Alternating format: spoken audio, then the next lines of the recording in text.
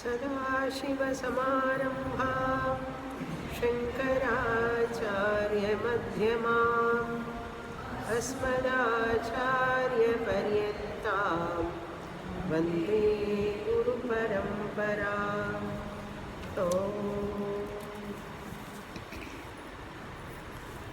క్రిందటి వారం గుణత్రయ విభాగ యోగ అనేటువంటి 14వ అధ్యాయాన్ని పూర్తి చేశాం.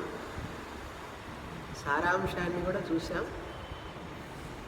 15వ అధ్యాయమైనటువంటి పురుషోత్తమ ప్రాప్తి యోగాల్లో ప్రవేశిస్తున్నాం.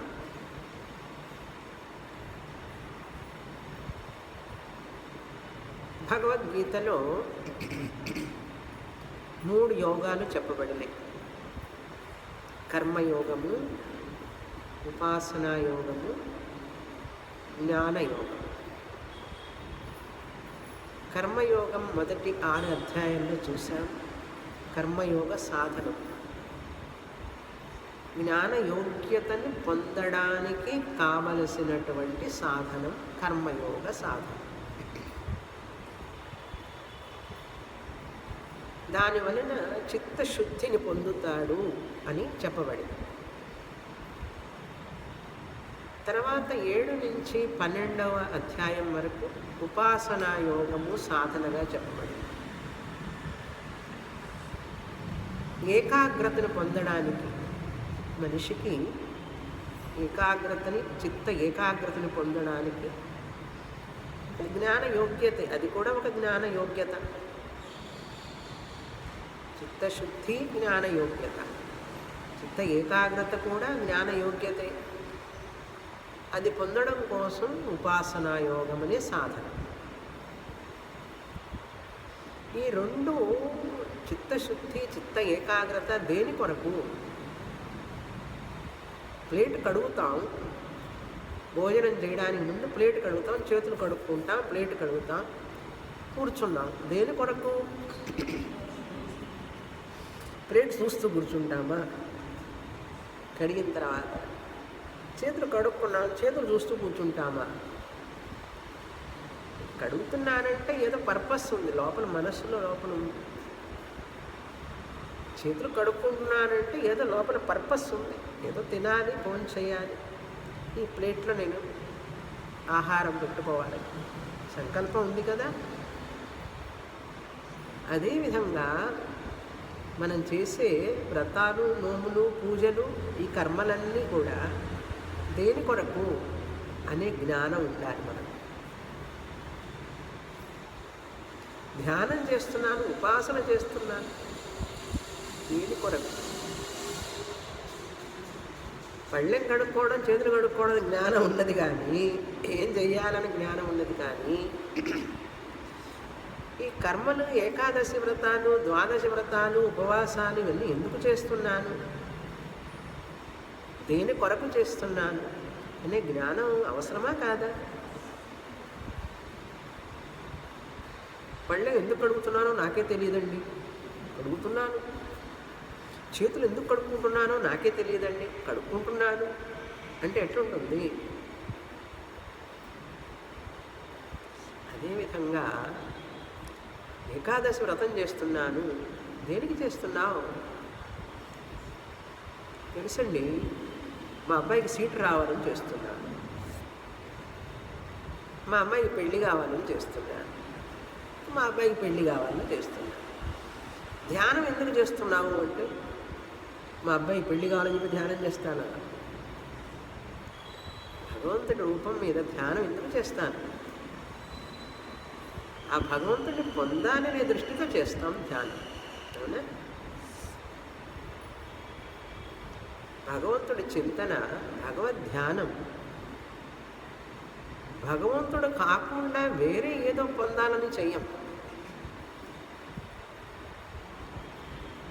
ప్లేట్ కడుగుతున్నాను, దేనికి కడుగుతున్నావు అంటే, షాపింగ్కి వెళదామని కడుగుతున్నానండి అంటాడా? ప్లేట్ కడగడానికి షాపింగ్ చేయడానికి సంబంధం ఏముంది? ఏమండి, చేతులు ఎంత కడుక్కుంటున్నావురా అంటే, టీవీ చూద్దామని కడుక్కుంటున్నాను అన్నాడు. టీవీ చూడటానికి చేయి కడుక్కోవడానికి ఏమిట్రా సంబంధం?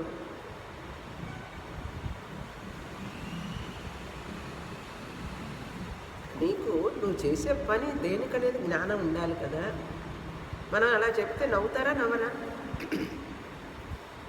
ఏకాదశి వ్రతం ఎందుకు చేస్తున్నారు అంటే, మా అబ్బాయికి ఒంట్లో బాగాలేదు, ఆరోగ్యం బాగుండాలని చేస్తున్నాను అన్నాడు. ఇట్లా అన్నా కూడా భగవంతుడే నవ్వాడు అనుకోండి, ఆయన ఆ కోరిక తీరుస్తాడు పాపం. ఈ పిచ్చి భక్తుడు అని తెలుసు ఆయనకి. ఉంటారు కొంతమంది. ఇప్పుడు మెంటల్ రిటార్డెడ్ వాళ్ళు ఏం చేస్తారండి, ఇట్లాగే కదా మాట్లాడతారు వాళ్ళు. మెంటల్ రిటార్డెడ్ పాపం, వాళ్ళకి ఏం చేస్తారో ఏం మాట్లాడతారో ఉండదు.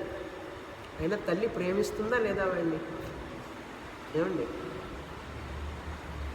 వాడు మాట్లాడే మాటలకి వాడు చేసే పనులకి పొంతనుండదు. తల్లి అలసిపోతున్నదా? ఇంకా వాడికి ఎక్కువ కేర్. అవునా? భగవంతుడు కూడా అంతే. మనం చేసే వ్రతాలు, పూజలు, జపాలు, తపాలు అవన్నీ భగవంతుడికని తెలియక మనం చేస్తున్నా, మనం వేరే ఏదో కోరుకుంటున్నా కూడా ఎట్లాగే ఆ తల్లి ఆ పిచ్చి పిల్లవాడి మీదనో కూతురు మీదనో మమకారంతో ప్రేమతో ఎక్కువ కేర్ తీసుకొని చేస్తున్న భగవంతుడు కూడా ఈ పిచ్చి భక్తుడి కోసం, పిచ్చి భక్తుడే కదా భగవంతుడు, అంతటి వాడి దగ్గరికి పోయి సముద్రాన్ని దగ్గరికి వెళ్ళి గ్లాస్ తీసుకొని పోయినట్టు ఆవిడెవరు నీళ్లు తెచ్చుకోవడానికి. సముద్రం అడుగుతుంది, ఏం పెద్ద పాత్రమే దొరకలేదా నీకు అని. ఈ ఉదాహరణను చెప్తే మనకు నవ్వు వస్తుంది. ఏమండి, నవ్వు వస్తుంది మనకు. కానీ పిచ్చి భక్తుడు చేస్తున్నటువంటి పనులన్నీ చూసి భగవంతుడికి నవ్వు రాదు, కానీ జాలేస్తుంది. అందుకని ఎలాగైనా వీడని ఈ కర్మయోగం నుంచి మెట్లెక్కించి, ఉపాసనా యోగం నుంచి మెట్లెక్కించి జ్ఞానయోగానికి తీసుకురావాలని పాపం 13వ అధ్యాయంలో 14వ అధ్యాయంలో మనకు చెప్పి, నాయన ఈ కర్మయోగము ఉపాసనా యోగం దేనికి అనుకుంటున్నావు? నీలో ఉన్నటువంటి ఆ దిగులు, చింత, బాధ అన్నీ పోవడం కోసం జ్ఞానయోగ సాధనలను చేపట్టాలి. ఆ జ్ఞానయోగానికి వచ్చినప్పుడే నీకు ఈ సంసారం బాధలన్నీ పోతాయి. జన్మ దుఃఖం, జరా దుఃఖం, దీనికి ట్రాన్స్లేషన్ కావాలా? జన్మ దుఃఖం, జరా దుఃఖం, వ్యాధి దుఃఖం. కనుక ఈ ప్రపంచంలో దుఃఖం ఉందనుకుంటున్నావు, ఈ ప్రపంచానికి దుఃఖాన్ని ఇస్తుంది అనుకుంటున్నావు,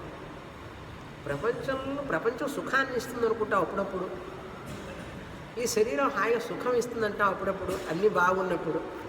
అదే కాలు నొప్పి వచ్చినప్పుడు, పంటి నొప్పి వచ్చినప్పుడు అయ్యో ఈ శరీరం అంటే.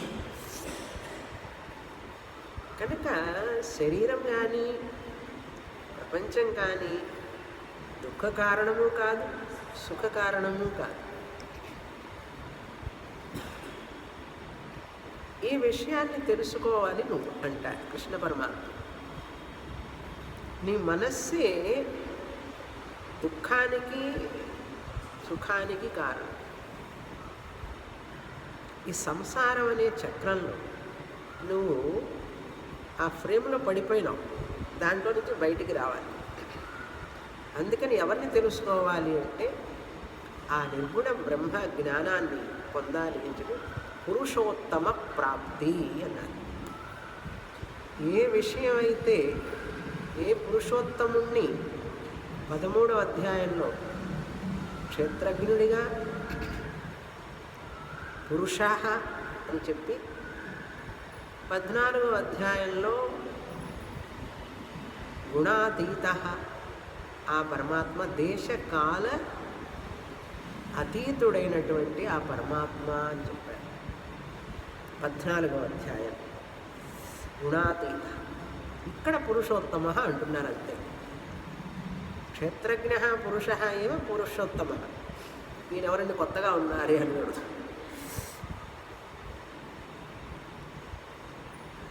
ఉత్తమ పురుష పురుషోత్తమ. తెలుగు వాళ్ళు పెట్టుకుంటారు పురుషోత్తమని, తమిళంలో కొంచెం తక్కువ ఉండవు ఆ తమిళం. తెలుగు వాళ్ళు ఎక్కువగా పురుషోత్తమరావు అని పేరు పెడతారు. ఆ పేరు అర్థం తెలియదు పాపం వాళ్ళకి. పురుషోత్తమరావు. ఆ పురుషోత్తమని తిప్పి చదవండి, ఉత్తమ పురుష. సంస్కృత వ్యాకరణంలో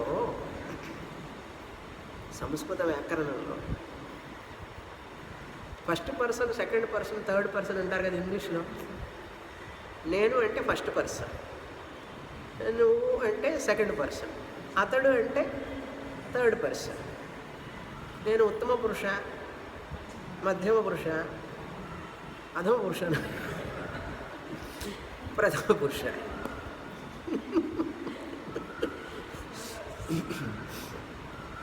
తప్పులేదు, ఏదో ఒకటి. ఇక్కడ ఉత్తమ పురుష చూడండి, నేను ఉత్తమ పురుష. ఇక నేను అనేది ఉత్తమ పురుష అయితే ఏ నేను ఇందులో? శరీరం మనస్సు నేను కాదు. ఆత్మనైన నేను ఉత్తమ పురుషుని, పురుషోత్తముడిని. ఆత్మనైన నేను ఉత్తమ పురుష. ఉత్తమ పురుష అంటే మంచి అబ్బాయి, మంచివాడు అని అర్థం. ఉత్తమ పురుష ఎవరికి వాడిని మంచివాడే కదండి. దుర్యోధనుడు కూడా తనకు తాను మంచివాడే అనుకుంటున్నాడు. ఎందుకంటే వాస్తవం ఏమిటంటే ప్రతి మనిషి ఉత్తమ పురుషుడైనా కాదా? ఇప్పుడు ఆత్మే కదా. వాడికి తెలుసు తెలియదు, తెలిసినా తెలియకపోయినా వాడు ఆత్మస్వరూపమా కాదా? అహంకారం వల్ల ఆ వ్యక్తి దేహం అనుకుంటున్నాడు. రాగద్వేషాలతో మనస్సు నేను అనుకుంటున్నాడు. వాడికి తెలియకపోయినా కూడా ఇప్పుడు కళలో ఉన్నాడు ఒకతను, బాగా ధనవంతుడు, బీదవాడిని అనుకుంటున్నాడు. కళలో బీదవాడిని అనుకున్నంత మాత్రాన వాడు బీదవాడు అవుతాడా ఏమిటి? పిల్లవాడు అమ్మ ఒడిలో పడుకున్నాడు. పడుకొని కలగన్నాడు. ఏం కలగన్నాడు? మా అమ్మ ఎక్కడో ఉన్నది అన్నాడు. మా అమ్మ నన్ను వదిలిపెట్టి వెళ్ళింది, మా అమ్మ ఎక్కడో ఉన్నది. ఆ కళ రాగానే ఏం చేశాడు? కెంపుని ఏడ్చాడు. ఏడవగానే లేచాడు, మెలకు వచ్చి చూస్తే ఎక్కడున్నాడు? అమ్మ ఒడిలో ఉన్నాడు. అందుకని ఎటువంటి దుర్మార్గుడైనా, ఎంత చెడ్డవాడైనా కూడా పురుషోత్తముడే. చూసారా? పురుషోత్తముడు అంటే ఏమిటి? ఆత్మస్వరూపం. జ్ఞానికి తాను పురుషోత్తముడని తెలుసు. ఉత్తమ పురుష మాత్రమే కాదు, ఫస్ట్ పర్సనే కాదు, ఆ ఉత్తమ పురుషుని తిప్పి చదువుకోవడం కూడా తెలుసు జ్ఞానికి. ఏమిటి? ఎలా తిప్పి చదువుతారు? పురుషోత్తమ. పురుష అంటే ఏమిటి?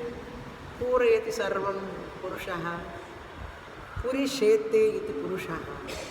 ఆ పురుష మన ఇంటి ఆయన కాదు. పురుష అంటే పురిసేతే, ఈ శరీరంలో ఉన్నవాడు ఎవరు? ఆత్మ. ఆప్నోతి సర్వం, పూరయతి సర్వం, సద్రూపేణ చిద్రూపేణ పురుష, ఉత్తమ పురుష, పురుషోత్తమ.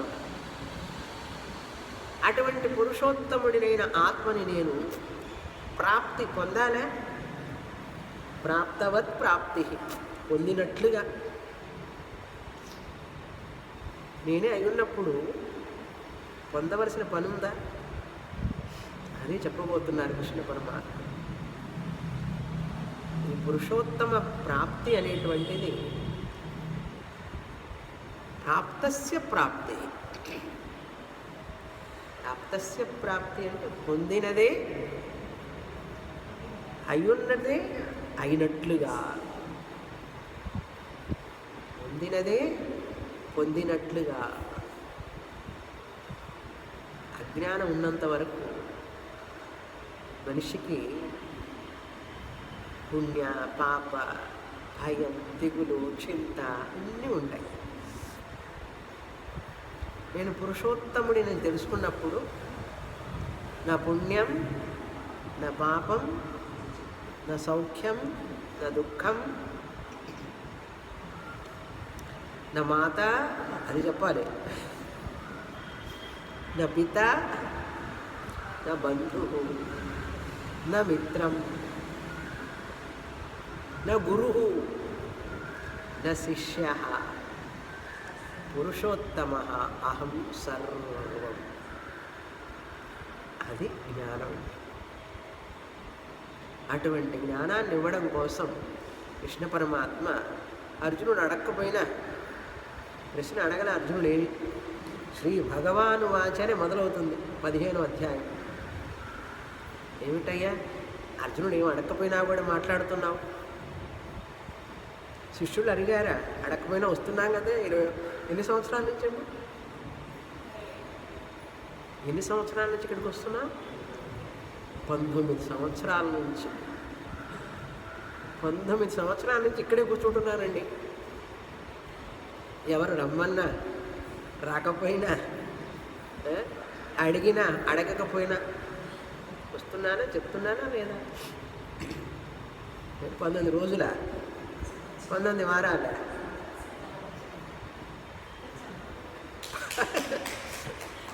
19 సంవత్సరాలు.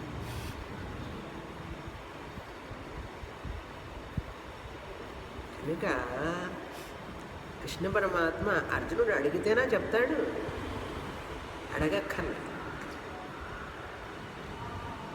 జ్ఞానయోగం అనేటువంటిది చాలా కష్టం. 13వ అధ్యాయంలో చెప్పాను, 14వ అధ్యాయంలో చెప్పాను. అయినప్పటికీ కూడా ఇంకా చెప్పాలి, ఇంకా తేలికగా ఈ జ్ఞానం అర్జునుడికి బోధపడాలి అనేటటువంటి కరుణ. అందుకని గురువుకు మనం ఏమిచ్చి మన రుణాన్ని మనం తీర్చుకోలేము.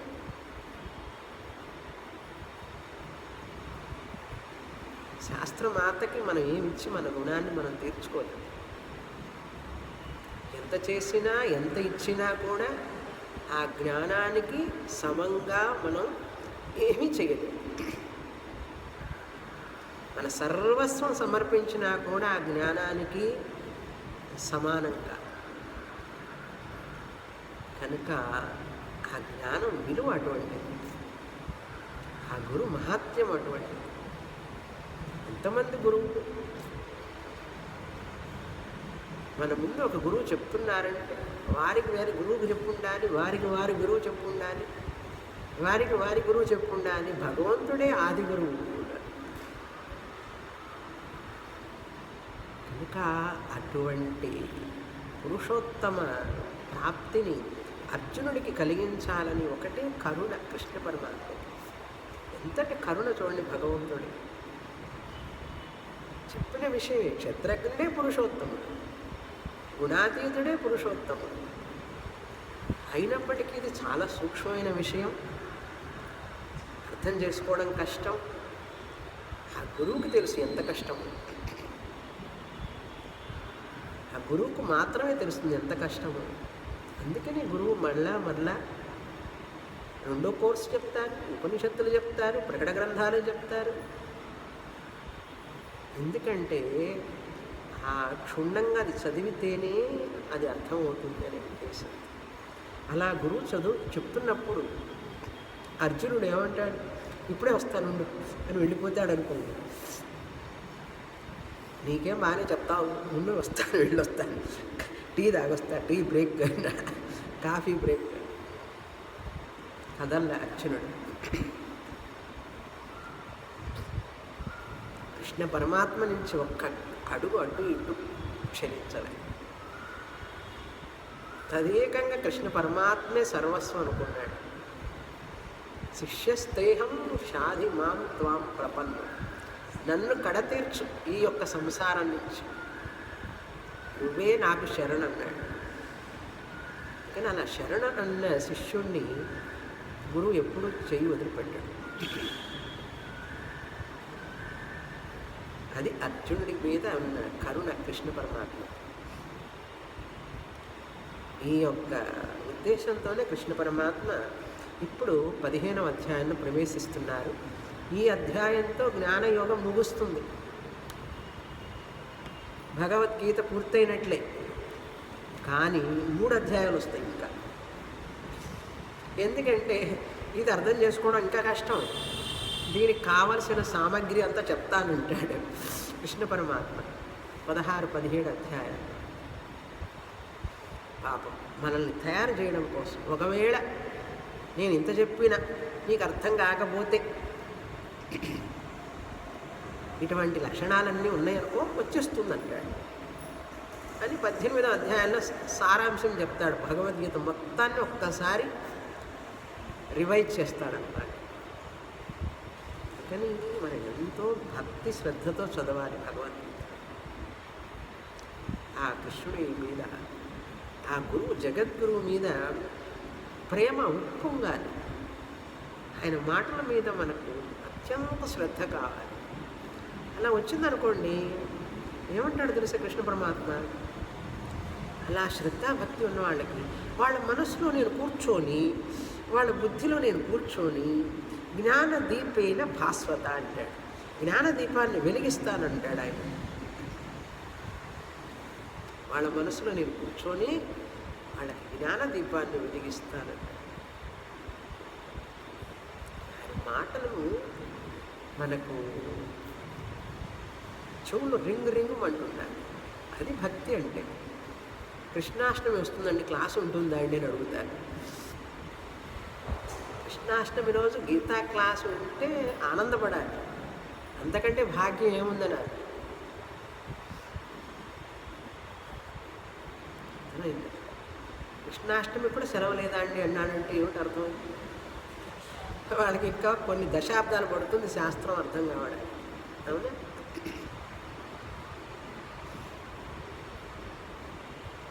ఈ యొక్క రూపోద్ఘాతంతో 15వ అధ్యాయాన్ని ప్రవేశిస్తాం. అథ 15దశోऽధ్యాయః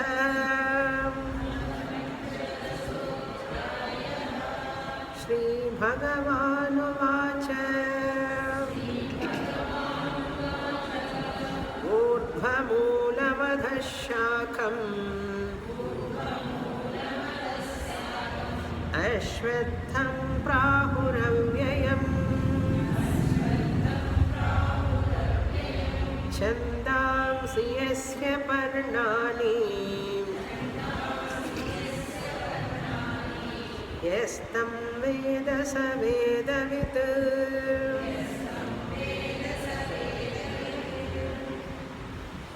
శ్రీ భగవాను వాచ. కృష్ణ పరమాత్మ చెప్తున్నారు. మొదట సంసార వర్ణనం చేస్తున్నారు. ఈ సంసారాన్ని ఒక వృక్షంతో పోల్చారు. ఇందాక వృక్షమే, బృహదారణ్యకంలోనూ వృక్షమే. అదేమిటి అట్లా వస్తాయి మనకు కరెక్ట్గా. 2 క్లాసులు ప్యారలల్గా పోతూ ఉంటాయి. చూసారా? ఇది కరుణ అంటే, ఈశ్వర కృప. కాకపోతే బృహదారణ్యకం అరణ్యం లాంటిది. కరెక్ట్గా ఆ మంత్రం, ఈ అధ్యాయంలో ఈ శ్లోకం ఎట్లా క్లిక్ అవుతాయండి. అంత కరుణ ఉంది ఆ కృష్ణ పరమాత్మకి మన మీద, ఆ ఉపనిషత్తు మాతకి మనందరి మీద కరుణ. అదే శరీరం వృక్షం కంపారిజన్. ఇక్కడ అది ఈ సంసారం అనే వృక్షానికి, ఈ సంసారము ఈ వృక్షంకి రెండింటికి పోలికలు ఉన్నాయంటున్నారు. ఎన్ని పోలికలు తెలుసా? 1 కాదు, 2 కాదు, 10 పోలికలు ఉన్నాయి. ముందు ఆ పోలికలు ఏమిటో చెప్తాం. శంకరాచార్యుల వారు 10 రకాలైన విషయాలు రాస్తారు. కృష్ణ పరమాత్మ కూడా చెప్తారు. అది వాటి వెళ్ళటానికి ముందు మనం ముందు తయారు చేసుకుంటే అవన్నీ ఈజీగా అర్థమవుతాయి. మొదటి సంసార అశ్వత్థ వృక్షాన్ని పోల్చారు. అశ్వత్థ వృక్షం అంటే రావి చెట్టు. రావి చెట్టు ఎంత పెద్దదిగా ఉంటుంది, చాలా పెద్దది. సంసారం కూడా చాలా పెద్దది, వ్యాపకం. మొదటి లక్షణం విస్తారం, మహత్వం అంటారు. మహత్వం మొదటి సామాన్య లక్షణం సంసారానికి, అశ్వత్థ వృక్షానికి. సంసారం అంటే ఏమిటి?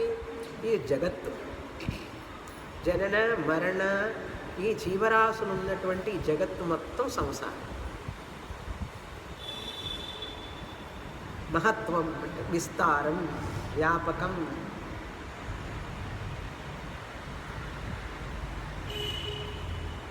తర్వాత వ్యాపకం అంటే ఎట్లా అండి, మీకేం తెలుసు అని అంటారు. చంద్రయానం నుంచి వెళుతున్నారు, ఇంకా ఎక్కడికెక్కడికో వెళుతున్నాడు మనిషి. 10 రోజుల కిందటే కదా, 15 రోజుల కిందట చంద్రయాన్ వెళ్ళొచ్చారు. చంద్రయాన్ ఇంకోకి వెళ్తాడు, మళ్ళీ ఇంకో చోటికి వెళ్తూనే ఉంటాడు. ఎంత వ్యాపకం! బ్రహ్మాండం 14 భువనాలు. కనుక వ్యాపకం. ఆ రావి చెట్టు కూడా చూడండి, ఎక్కడో ఉంది, అక్కడెక్కడి నుంచో ఇటుకు వస్తాయి బ్రాంచెస్. నా ఇంటి పక్కనే ఉంది, మేము ఉన్న చోటే ఎక్కడో ఉంటుంది. ఆ బ్రాంచ్ ఇక్కడికి వస్తుందండి. ఎంత పెద్దదంటే, మర్రి చెట్టు కాదు నేను చెప్పేది, రావి చెట్టు. పెద్ద చెట్టు, ఎక్కువగా వ్యాపించి ఉంటుంది, అనేక కొమ్మలు ఉంటాయి. మహత్వం మొదటిది. రెండవది అతీంద్రియం. కంటికి కనపడవు, దాని వేళ్ళు కంటికి కనపడవు.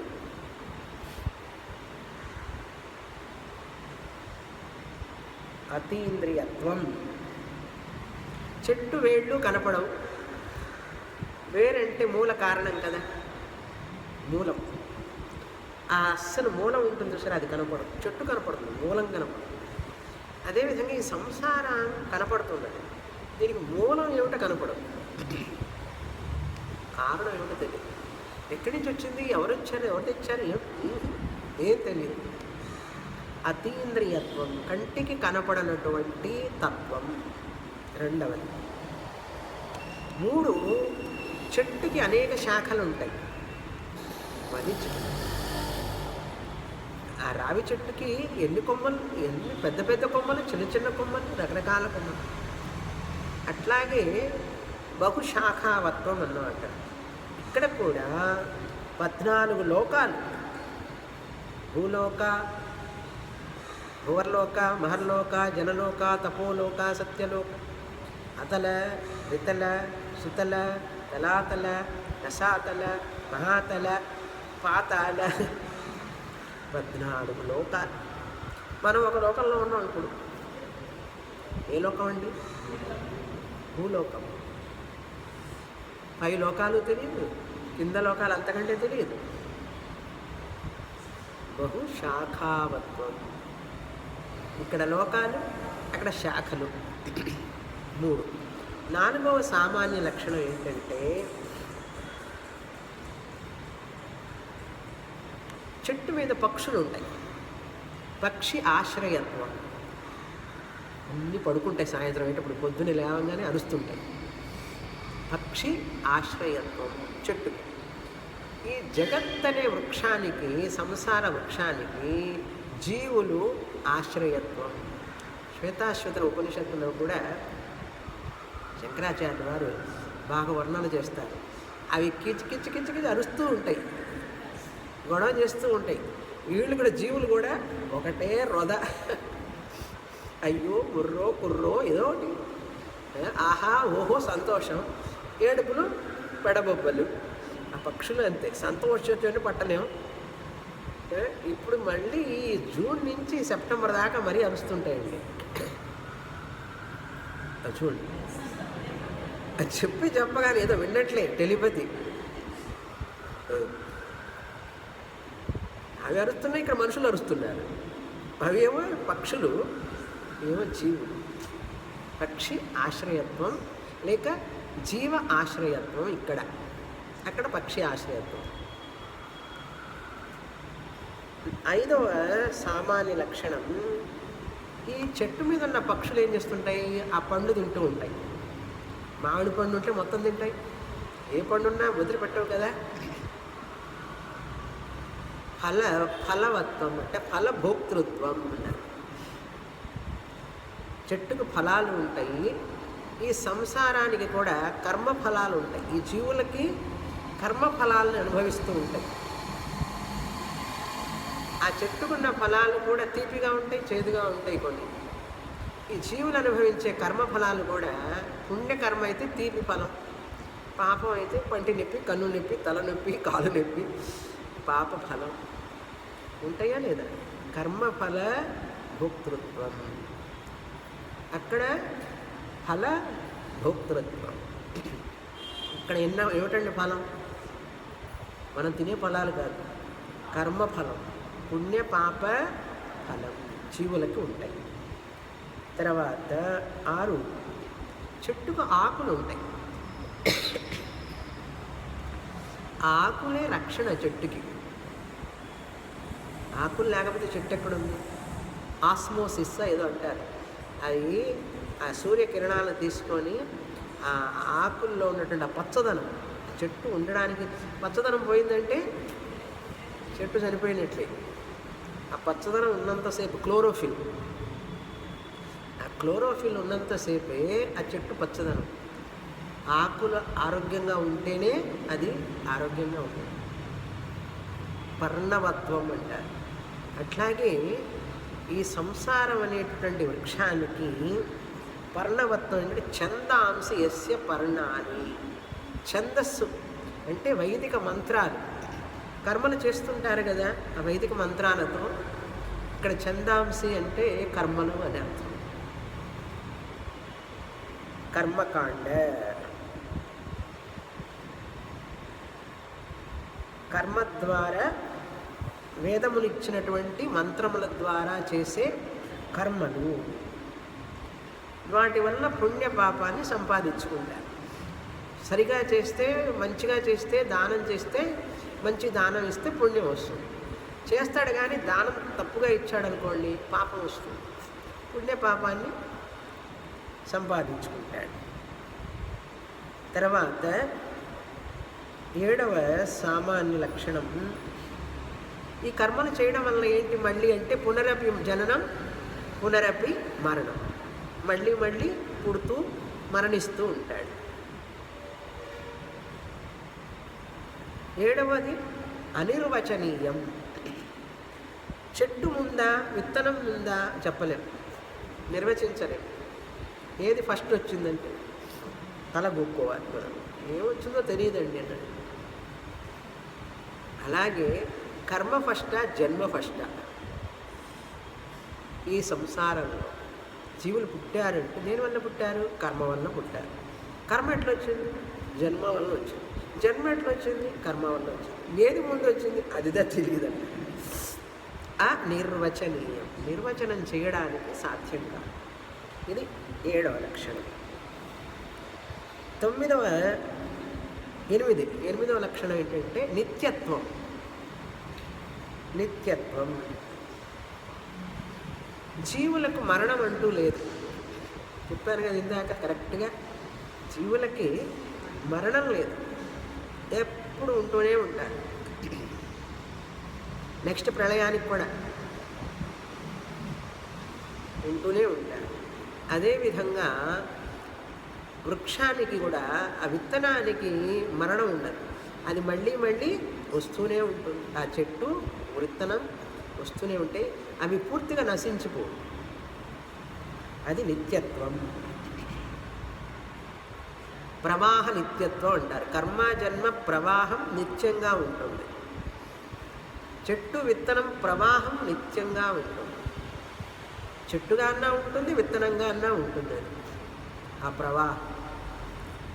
ప్రవాహం అంటే నీరు ప్రవాహం కాదు, కర్మజన్మ సైకిల్ ప్రవాహం, ఫ్లో, సీడ్ ట్రీ ఫ్లో. 9వది చలనవత్వం. చెట్టు కదులుతుంటుంది, చలనవత్వం. కదలకుండా ఉంటుంది అసలు, అది కొంచెమైనా కదులుతుంది, బాగా కదులుతుంది. కదిలితే చలనవత్వం. గాలి వచ్చినప్పుడు కదులుతుంది. మనం కూడా, జీవులు కూడా ప్రారంధం అనే గాలి వచ్చినప్పుడు దానికి తగినట్టుగా కదులుతుంటారు, చలిస్తూ ఉంటుంది మనస్సు, శరీరం. కర్మ అనే గాలి, ప్రారంధ గాలి, అది ఎటు తీసుకుపోతుందో మనకే తెలియదు. ఎప్పుడు గాలి వస్తుందో తెలియదు కదా. ఎప్పుడు కర్మ, ఏ కర్మ వస్తున్నదో, ఏ విధంగా వస్తుందో మనకే తెలియదు. రేపు ఎట్లా ఉంటుందో చెప్పండి అంటే, జ్యోతిష్యుడి దగ్గరికి వెళ్ళినా కూడా ఇలా ఉండవచ్చు అంటాడు. ఇలా ఉంటుందని చెప్పలేరు. అలా ఉండవచ్చు అని చెప్పి నీ జాతకం చూపిస్తుంది అంటాడు. చెప్పిన తర్వాత కూడా ఇంకొంచెం అటు ఇటుగా ఉంటాయి, కరెక్ట్గా చెప్పలేరు ఎవరు. చలనవత్వం. చివరిగా చెట్టుని మూలంగా నరికేయచ్చు, వేళ్లతో సహా. అదేవిధంగా ఈ సంసారాన్ని కూకటి వేళ్లతో పెకలించవచ్చు. ఈ జీవత్వాన్ని కూకటి వేళ్లతో పెకలించవచ్చు. ఛేద్యత్వం, ఛేదనం. ఇన్ని లక్షణాలు ఉన్నాయండి. అది చెప్తున్నారు ఇప్పుడు ఈ శ్లోకంలో. అదే 2వ శ్లోకం కూడా చదివితే అన్నీ కలిసి వస్తాయి. 2 3వ శ్లోకం దాకా వెళ్ళాలి. ఈ 10 కలిపి 3వ శ్లోకం దాకా వస్తాయి. 2వ శ్లోకం కూడా చదువుతాం, చదివి అర్థం చూస్తాం. అధశ్చోర్ధ్వం ప్రసృతాస్తస్య శాఖాః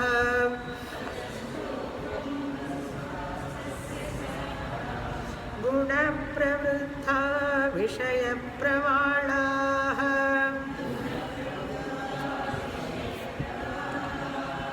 అధశ్చ మూలాన్యనుసంతతాని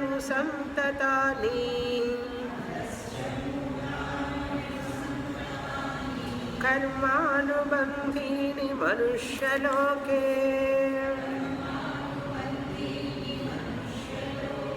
న రూపమస్యేహ తథోపలభ్యతే నాంతో న చాదిర్న చ సంప్రతిష్ఠ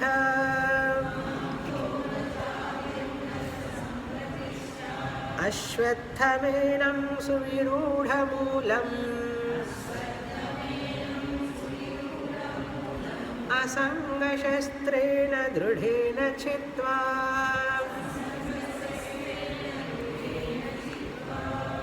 ఇప్పుడు ఒక్కొక్కటి శ్లోకంలో చూస్తాం. లిస్ట్ అంతా రెడీ కదా. శ్రీ భగవాను వాచ మొదటి శ్లోకంలో కృష్ణ పరమాత్మ చెప్తున్నారు ఏమని?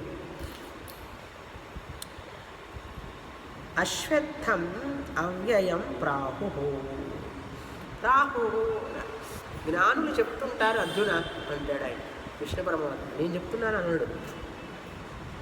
ఆహు జ్ఞానులు ఋషులు చెప్తుంటారు ఈ విధంగా. రాహు ఏమని? అశ్వత్థం అవ్యయం ఇది ప్రాహు. అశ్వత్థం ఈ యొక్క రావి చెట్టు, ఈ రావి చెట్టు అవ్యయం అంట, వ్యయము లేనటువంటిది, శాశ్వతము అని అర్థం. నశించనటువంటిది.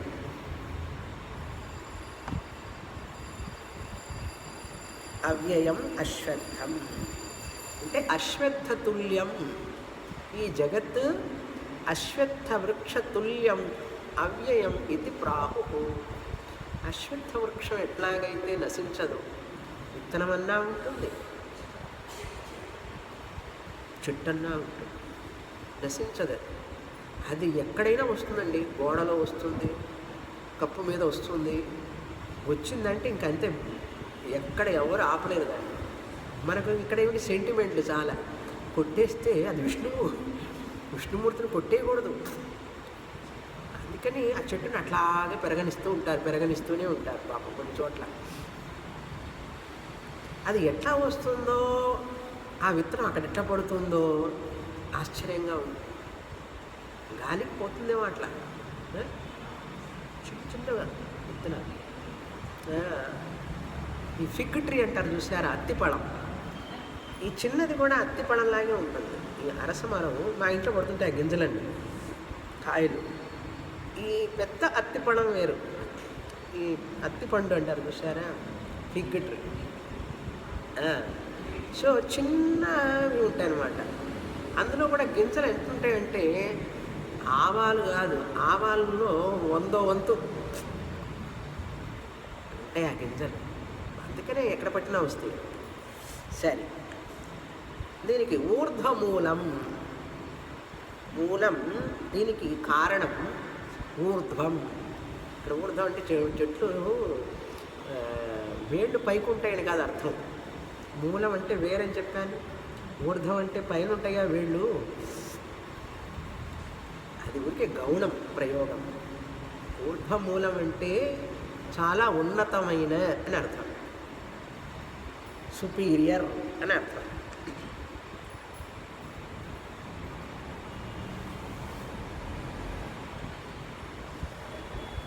దేని యొక్క రూట్ అంటే కారణం అండి.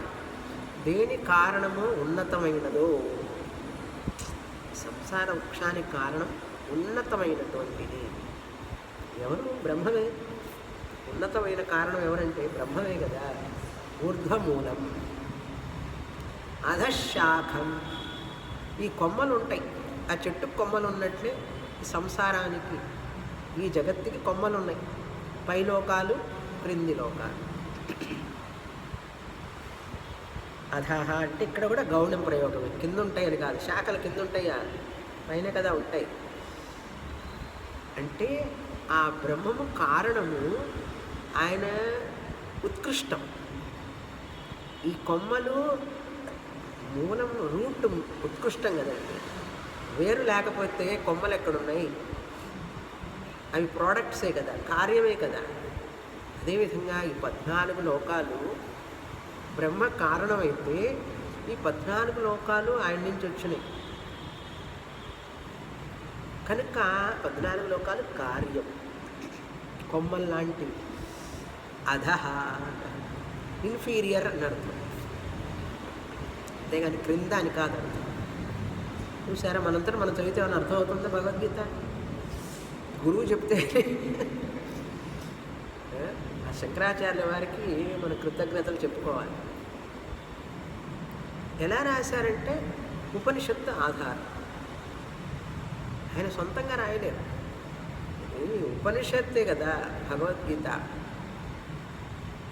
బ్రహ్మ విద్యాయాం యోగశాస్త్రం ఉపనిషత్సు, అంటే ఉపనిషత్తుల్లో చెప్పబడింది ఇక్కడ కృష్ణ పరమాత్మ చెప్పితే శంకరాచార్యుల వారు ఉపనిషత్తుల్లో చెప్పినటువంటి దానికి కరెక్షన్ చేస్తున్నారు. అధః శాఖం యస్య పర్ణాని ఛందాంసి, ఏ వృక్షం యొక్క ఆకులు అంటే ఈ సంసార వృక్షం యొక్క ఆకులు కర్మలు, పుణ్య పాప కర్మలు. వేదంలో చెప్పబడినటువంటి మంత్రాలు ఉంటాయి కదా, బాగా డబ్బులు కావాలంటే హోమం చేయమంటుంది, ఆవహంతి హోమం. వైభవ లక్ష్మీ పూజ అండి, వేళ సంతోషిమాత పూజ అండి అంటుంటారు కదా, లక్ష్మీ పూజ.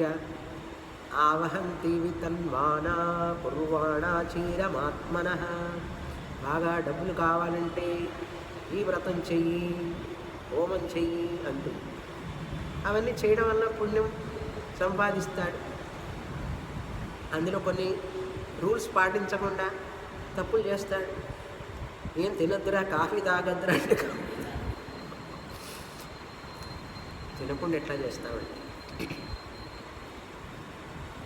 మంత్రలోపే, తంత్రలోపే, క్రియాలోపే, కాలలోపే, నియమలోపే, శ్రద్ధాలోపే అని ఏదో లోపం ఉంటుంది, కొంచెం కాస్త పాపం కూడా సంపాదించుకుంటాడు.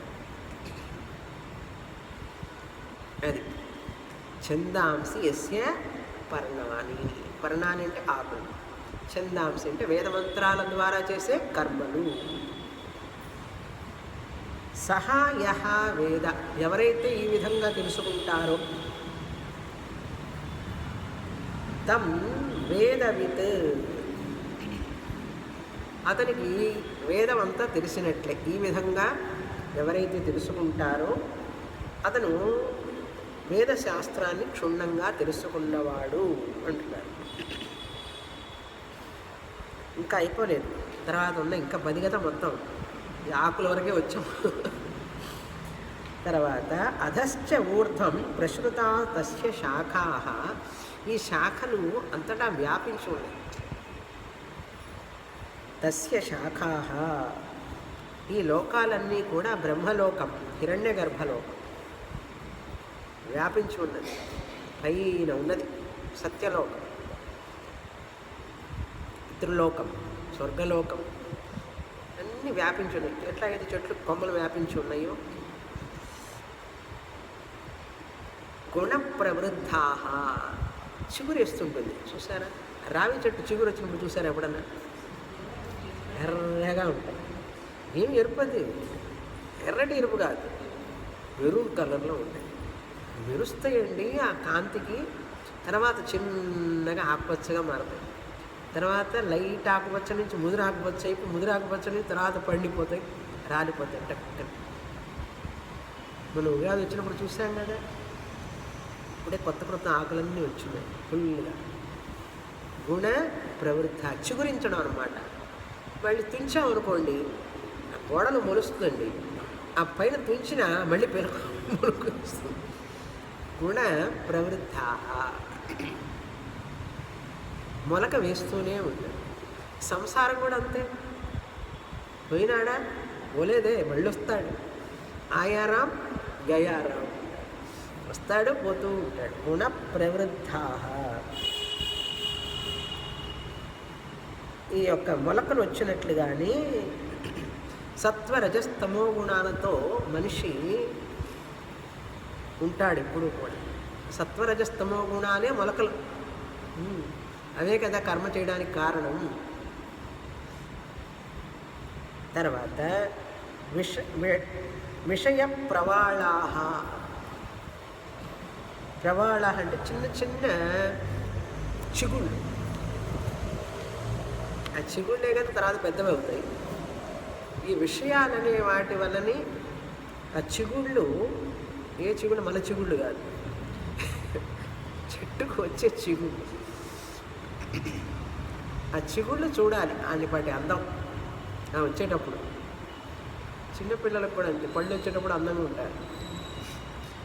తర్వాత కొద్ది కాలం తర్వాత పళ్ళు ఊడతాయి వాళ్ళకు కూడా పాపం.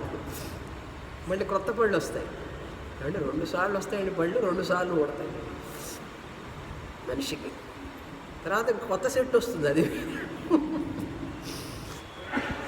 అది డాక్టర్లు ఇచ్చే సెట్టు, భగవంతుడు ఇచ్చిన సెట్టు కాకుండా. విషయ ప్రవాళ, ప్రవాళం అంటే చిన్న మొలక, మొలక అంటారు ఇక్కడ. మొలక, చిగుళ్ళు వేరు, మొలకలు వేరు. ఇవేంటంటే విషయాలన్నమాట. శబ్ద విషయాలు, రూప విషయాలు, గంధ విషయం, రస విషయం. చెవులకి కళ్ళకి ఎన్ని విషయాలు? 5 రకాలైన విషయాలు. ఇప్పుడు 2 పనిచేస్తున్నాయి. ఏమిటవి? కళ్ళు, చెవులు.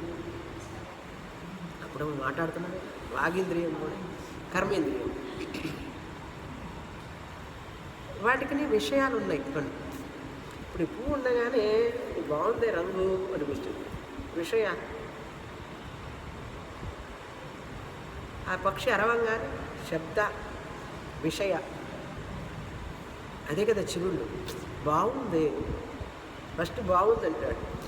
మన ఇంట్లో ఉంటే బాగుంది, ఈ చెట్టు మన ఇంట్లో ఉంటే బాగుంది. ఏమంటే మీ ఇంట్లో ఉంటే మాకు తెచ్చిపెట్టండి ఒకటి మొలక పెట్టారు. జానాతి ఇచ్చతి యతతే, అది సొంతం చేసుకునేదాకా నిద్రపట్టదు. ఇది విషయ ప్రవాళ. చూస్తున్నాం కదండి లోకం. ఏ రంగు చూస్తే, ఏ డ్రెస్ చూస్తే, ఏది చూసినా సరే అది కట్టుకోవాలనిపిస్తుంది, అది కొనుక్కోవాలనిపిస్తుంది, ఇది చూడాలనిపిస్తుంది, అది తినాలనిపిస్తుంది. రకరకాల విషయ ప్రవాళ ప్రసృతా వ్యాపించి ఉన్నాయి. శబ్దస్పర్శ రూప రసగంధాల విషయాలు అంతటా వ్యాపించి ఉన్నాయి. వాటి కోసం మనసు పరిగెడుతుంది. నెక్స్ట్ ఇయర్ క్యాంప్ ఎక్కడ పెడతారు స్వామి? ఇది ఆలోచన. ఎప్పుడో మే మంత్లో క్యాంప్ అయితే ఇప్పటి నుంచే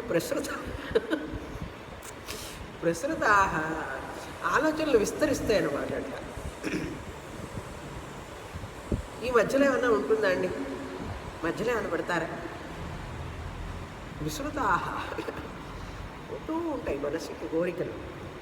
ప్రసృత వ్యాపిస్తూ ఉంటాయి. అథ చ ఊర్ధ్వం చ క్రింద పైన. అథ అంటే క్రింద, ఊర్ధ్వం అంటే పైన. కొన్ని కొమ్మలు పైకి వెళుతూ ఉంటాయి, కొన్ని కొమ్మలు క్రిందికి వెళుతూ ఉంటాయి. అట్లాగే మన ఆలోచనలు కూడా, మన విషయాలు కూడా కొన్ని కొన్ని అలా ఉన్నతంగా ఉంటాయి, కొన్ని తక్కువగాను ఉంటాయి. అట్లనమాట విషయాలు.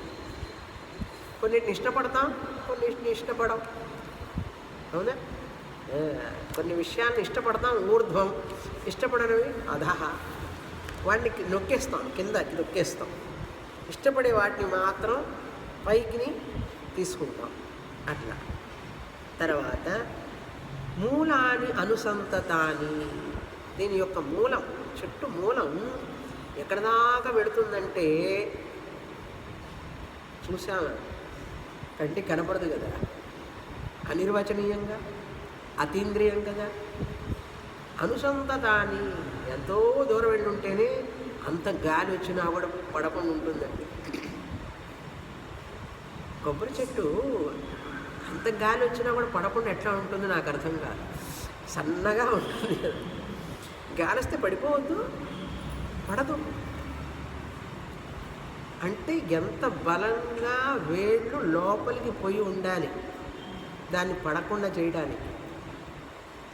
ఇంత వృక్షం అంత గాలి వచ్చినా పడకుండా ఉన్నది అంటే ఎంత వేళ్ళు ఊని ఉంటాయి అంటారు చూసారా? వేళ్ళు పాదుకొని ఉంటాయి అంటారు. అట్లాగేంటి కర్మఫలాలు బాగా వేళ్ళు ఊనుకొని ఉంటాయి అన్నమాట. అంత తొందరగా పోవాలి. అనుసంతతాని ఏమిటయ్యా అంటే వాసన, ప్రబలమైన వాసన. ఇక్కడ వాసనలు 2 రకాలుగా చెప్తారు. First will based వాసనాస్. అంటే మనం ప్రయత్నంతో కొంత వాటిని మార్చవచ్చు. కొన్ని మన ప్రయత్నం లేకుండానే జరుగుతూ ఉంటాయి లోపల వాసన తీవ్రంగా. ఇంకా తర్వాత ఇంకా కొన్ని ఏమిటంటే మన వల్లే కాదు, అసలు వాటిని ఆపలేము, అంత తీవ్రంగా ఉంటాయి. You are helpless. అంత పటిష్టంగా ఉంటాయి వాసనలు. కొంతమంది ఎందుకు ఇట్లా బిహేవ్ చేస్తారా అనుకుంటాం, కానీ వాళ్ళ వాసనలు వాడిని నడిపిస్తాయి. అట్లా వాసనలు అంటే ఏమిటి? లోపల ఉన్నటువంటి పాత అలవాట్లు ఉంటాయి చూసారా? ఆ అలవాట్లన్నీ వాసనలుగా మారుతాయి. మారి లోపల ఎక్కడో ఉంటాయి. ఏమిట్రా వీడికి అలవాటు వచ్చిందంటే వాసన అలవాటుగా మారుతుంది. మళ్ళీ అలవాటే వాసనగా మారుతూ ఉంటుంది. అది చెడు అని తెలిసినప్పటికీ కూడా ఆ సిగరెట్ వాసన రాగానే పడిపోతాడు తాగడానికి. మానేసిన వాడు మండిపోతాడు. ఏమిట్రా అంటే వాసన. అది విషయం. వాసనలు సంస్కృతంలో చెప్తాను. యత్ మనసా సంకల్పయతి తత్ వచసా వదతి. ఏదైతే మనసులో ఆలోచిస్తాడో వాసన రూపంలో ఉంటుందో దాన్ని మాటగా బయటికి తీసుకొస్తాడు. తత్ వచసా వదతి. యత్ వచసా వదతి తత్ కర్మ కరోతి. ఏదైతే మాటల్లోకి తీసుకొస్తాడో దాన్నే చేస్తాడు. యత్ వచసా వదతి తత్ కర్మణ కరోతి, కర్మరూపంగా దాన్ని చేస్తాడు. కనుక ఒక వ్యక్తి ఒక పని చేస్తున్నాడు అంటే దానికి ముందే ఇక్కడ ప్లాన్ జరుగుతుంది. మాటల రూపంలో లోపలే మాట్లాడుకుంటాడు, కొన్ని బయటికి చెప్పడు, లోపలే మాట్లాడుకుంటాడు. ఆడియో అన్నమాట, ఇంటర్నల్ ఆడియో. ఆడియో ఎట్లొచ్చింది? ఇంటర్నల్ ఆడియో, ఇంటర్నల్ థాట్స్, ఆలోచన, మనసా వాచ కర్మ, అలా జరుగుతుంది. అది ఇక్కడ అనుసంతతాని. అయితే ఏమవుతుంది? దానివల్ల కర్మలు చేస్తాడు కదా. కర్మానుబంధీని మనుష్యలోకే, ఈ కర్మలు మనిషిని బంధిస్తాయి. పుణ్యకర్మలైనా సరే సత్వగుణం వలన చేసేటటువంటి కర్మలు బంధిస్తాయి, రజోగుణం వలన చేసేటటువంటి కర్మలు బంధిస్తాయి, తమో గుణం చెప్పనే అక్కర్లేదు. కర్మానుబంధీని, అనుబంధీని, బంధిస్తాయి. శుభకర్మలు అశుభకర్మలు, శుభవాసనలు శుభకర్మలు చేయిస్తాయి, అశుభవాసనలు అశుభకర్మలు చేయిస్తాయి. సత్వగుణం ఉంటే శుభకర్మలు, రజోగుణం తమోగుణం ఉంటే అశుభకర్మలు చేస్తాడు మనిషి. ఇవన్నీ బంధిస్తాయి మనిషి. అయితే ఏం చేయమంటారండి అన్నారు. వచ్చే వారం చెప్తాము, డోస్ ఎక్కువగా ఉంది. Next week will continue.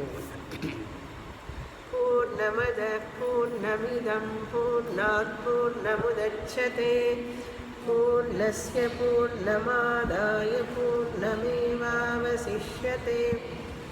ఓం శాంతి శాంతి శాంతి. హరి ఓం. శ్రీ గురుభ్యో నమః. హరి ఓం.